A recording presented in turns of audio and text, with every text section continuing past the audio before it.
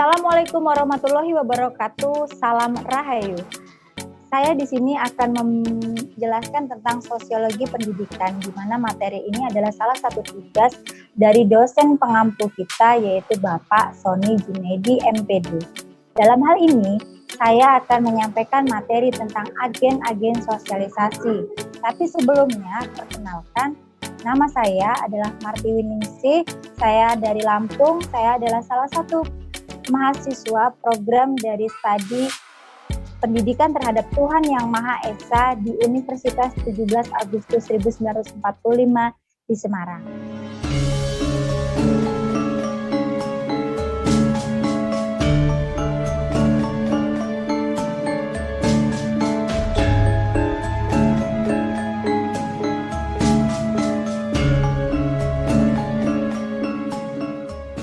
Baik, dalam hal ini, sebelum saya menyampaikan tentang agen-agen sosialisasi, saya akan jelaskan dulu apa yang dimaksud dengan sosialisasi. Sosialisasi, menurut David Geslin, sosialisasi ialah proses belajar yang dialami seseorang untuk memperoleh pengetahuan tentang nilai dan norma-norma agar ia dapat berpartisipasi sebagai anggota kelompok masyarakat. Di sini artinya manusia sebagai makhluk sosial tidak bisa hidup secara individu. Artinya manusia ini membutuhkan seseorang atau orang lain dalam proses kehidupannya. Jadi di sini seseorang itu tidak bisa berdiri sendiri, butuh teman atau butuh seseorang dalam proses kehidupan ini. Dalam proses kehidupan ini sosialisasi sangat dibutuhkan dalam proses menjalani kehidupan tersebut. Nah, dalam hal ini sosialisasi sangat penting karena dipandang perlu dengan adanya agen sosialisasi. Agen sosialisasi di sini adalah pihak-pihak yang membantu seseorang individu menerima nilai-nilai atau tempat di mana seseorang belajar terhadap segala sesuatu yang kemudian menjadikan dewasa. Jelas ya bahwa peran agen sosialisasi ini sangat penting dalam proses kehidupan. Karena proses sosialisasi ini adalah seseorang menuju kehidupannya itu seperti apa. Artinya proses dalam pembelajaran hidupnya juga diperlukan agen-agen sosialisasi untuk mencapai tingkat sosialisasi yang diinginkan. Adapun agen-agen sosialisasi, menurut Jacob, mengidentifikasikan ada 4 agen sosialisasi utama, yaitu yang pertama ada keluarga, yang kedua ada teman sebaya, dan yang ketiga sekolah, dan yang keempat ada media massa, di mana agen-agen sosialisasi ini mempunyai peran-peran penting di dalam kehidupan atau proses kehidupan. Yang pertama, ini saya akan jelaskan tentang agen sosialisasi keluarga. Agen sosialisasi keluarga dalam hal ini adalah komunikasi dan kontak sosial pertama yang akan kita dapat adalah di lingkungan keluarga kita. Sehingga adapun yang kita lihat dan rasakan, yang pertama pasti terletak pada keluarga kita. Misalnya, kita ini karena terlahir dari lingkungan keluarga, yang pertama kali ini adalah proses belajar kita melalui keluarga. Jadi di keluarga ini sangat berperan, perannya sangat dibutuhkan sekali. Contohnya seorang anak mampu meniru, mendengarkan, proses mengamati dan belajar itu melalui keluarga, karena peran penting terutamanya adalah keluarga, di mana anak ini akan belajar berbicara, kemudian memanggil ayah dan bundanya itu melalui agen keluarga. Jadi dalam hal ini agen keluarga sangat dibutuhkan. Nah, dalam peran agen sosialisasi keluarga ini juga mempunyai peran-peran penting. Yang pertama, saling memberi dorongan, motivasi kepada semua anggota keluarga agar selalu berperilaku dan bertindak baik sesuai aturan dan norma. Di sini berarti keluarga berperan penting dalam proses kehidupan. Mendidik seorang anak, mengajarkan anak untuk tahu caranya bersopan santun, menghormati sesama, dan menghargai orang yang lebih tua, bagaimana caranya menyikapinya. Jadi pihak keluarga di sini sangat dibutuhkan perannya.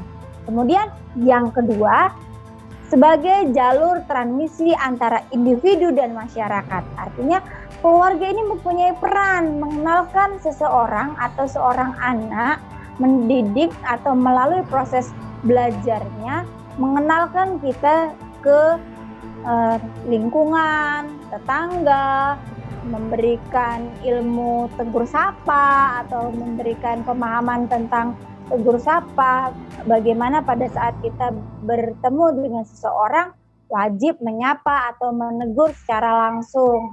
Begitupun yang ketiga, membentuk karakter dasar pada anak. Nah, dalam peran keluarga ini, karakter seorang anak ini juga dipengaruhi sangat penting oleh keluarga. Misalnya, jika seseorang atau seorang ayah dan ibu atau seseorang orang tua mengajarkan anak nilai-nilai lemah lembut, sopan santun, secara otomatis anak akan terdidik menggunakan bahasa-bahasa yang sopan santun, lemah lembut pula. Begitupun sebaliknya, jika dalam keluarganya atau lingkungan keluarganya ini sering berkata kasar dengan berkata-kata nada tinggi, maka tidak menutup kemungkinan seorang anak pun akan mengikuti. Jadi dalam peran ini keluarga juga sangat penting gitu dalam perannya untuk membuat karakter. Kemudian yang kedua, ini ada agen sosialisasi teman sebaya. Sosialisasi yang didapat seorang anak dalam kelompok bermain, teman bermain atau teman sebayanya. Jadi teman sebaya ini sangat berpengaruh pula dalam kehidupan proses mencari jati dirinya. Jadi jika seseorang anak belajar atau bergaul dengan seseorang yang berkarakter atau mempunyai latar belakang teman yang kurang baik, maka seseorang ini juga akan terbawa atau terpengaruh. Nah, peran dari agen sosialisasi teman sebaya, yang pertama, setiap anak dapat belajar tentang nilai-nilai keadilan dan kesamaan derajat. Kemudian, dalam kelompok bermain, anak dapat belajar perilaku temannya, mulai dari sifat dan kepribadiannya, serta narasi sebuah pengalaman yang dapat menambah referensi baru pada si anak tersebut. Nah, ini tadi yang saya jelaskan, bahwa teman sebayanya atau teman pergaulannya juga akan mempengaruhi seseorang atau seorang anak dalam mencapai proses kehidupan atau proses belajarnya mencari jati diri. Jadi kita juga sebagai orang tua atau bahkan kita sendiri harus bisa mengenali bagaimana karakter seorang teman tersebut. Apakah dia ini seorang pecandu, perokok, atau peminum minuman keras gitu. Karena itu juga akan mempengaruhi seseorang itu bisa terbawa dalam sebuah pergaulan oleh teman sebayanya. Yang ketiga, ada agen sosialisasi sekolah. Agen sosialisasi sekolah ini membentuk perilaku, sikap seorang anak dan lebih luas dalam lingkungan sekolah atau dunia pendidikan. Ranah pendidikan menjadi agen media sosialisasi yang sangat luas pada keluarga ataupun teman bermainnya. Jadi agen sosialisasi yang ketiga ini tidak kalah pentingnya bayanya. Artinya sosialisasi sekolah juga dibutuhkan. Berbeda seorang anak ketika dia duduk di bangku sekolahan dan seseorang anak yang tidak sekolah. dia akan mempunyai karakter dan pemahaman melalui proses belajar mencapai kehidupan ini juga akan secara otomatis pola pikirnya pun berbeda. Nah, peran penting dalam sosialisasi sekolah ini yang pertama, membentuk kepribadian anak yang mandiri dan bertanggung jawab, membentuk kepribadian yang bersifat universalisme sehingga mampu menyesuaikan keadaan-keadaan lingkungan, mendapat pengetahuan baru yang tidak didapatkan di keluarga maupun teman bermainnya. Jadi di sini anak ini dididik atau dikasih pemahaman lewat agen sekolah ini. Seseorang ini dididik supaya lebih memahami apa sih kehidupan yang sebenarnya. Proses belajarnya juga secara otomatis akan berbeda dengan anak-anak didik yang tidak bersekolah melalui jalur pendidikan secara formal. Jadi pemahaman anak akan berubah, pola pikirnya akan berubah dengan anak-anak yang tidak bersekolah. Jadi agen sosialisasi dalam sekolah ini juga dibutuhkan sangat penting juga gitu. Kemudian yang keempat ada agen sosialisasi media massa, di mana komunikasi dan informasi juga merupakan bagian terpenting dan menjadi kebutuhan dasar oleh semua orang. Dalam hal ini, apalagi zamannya sekarang sudah modernisasi, kemudian sudah canggih, zamannya sudah berubah gitu ya, semuanya sudah bisa kita akses melalui IT atau alat-alat elektronik yang lainnya, bisa lalui lewat handphone ataupun lain-lainnya. Nah, media massa di sini juga mempunyai peran penting. Apa sih itu peran penting dari media massa? Yang pertama, memberikan pengaruh yang kuat terhadap pembentukan keyakinan-keyakinan baru atau mempertahankan sebuah keyakinan yang ada. Kemudian yang kedua, memberikan pesan komunikasi kepada anak di luar yang didapatkan dari keluarga, teman maupun sekolahan. Jadi media massa ini dengan adanya misalnya aplikasi YouTube misalnya, seseorang ini bisa belajar melalui hal tersebut. Tidak menutup kemungkinan seseorang dengan pemahaman yang dia tahu dengan media massa, salah satunya itu tadi aplikasi YouTube, maka menimbulkan atau menjadi pemahaman-pemahaman tersendiri sehingga menjadikan keyakinan bahwa nilai atau ilmu yang didapat di YouTube itu adalah sebuah keyakinan yang benar, walaupun kita belum uji dengan kelayakan atau kebenarannya secara teoritisme gitu kan. Nah, ini adalah 4 agen ini adalah agen-agen terpenting dalam proses kehidupan.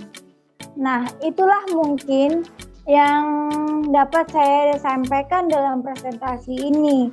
Jika dalam penyampaian presentasi ini terdapat kekurangan atau penjelasan yang kurang tepat, saya mohon maaf sekali dengan keterbatasan pemahaman saya yang saya sampaikan di sini.